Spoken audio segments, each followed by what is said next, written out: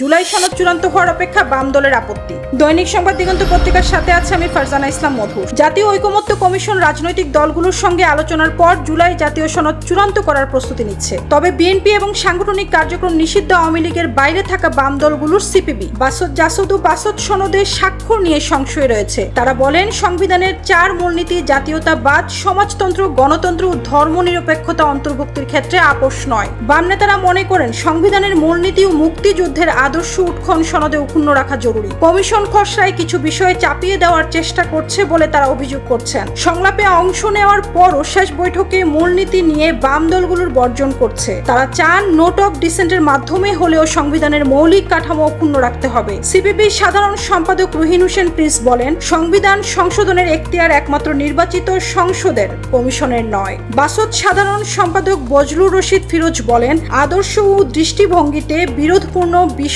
চাপিয়ে দেওয়া যায় না। বাম দলগুলো চায় সনদে শুধুমাত্র যে বিষয়গুলোতে সব পক্ষ একমত সেগুলো অন্তর্ভুক্ত হোক। মূলনীতি, মুক্তিযুদ্ধ ও অসাম্প্রদায়িকতার ক্ষেত্রে কোনো আপোষ হবে না। উৎখন সনদ চূড়ান্ত হলেও বাম দলগুলোর শর্ত ও আপত্তি অবশ্যই বিবেচনায় নেওয়া জরুরি।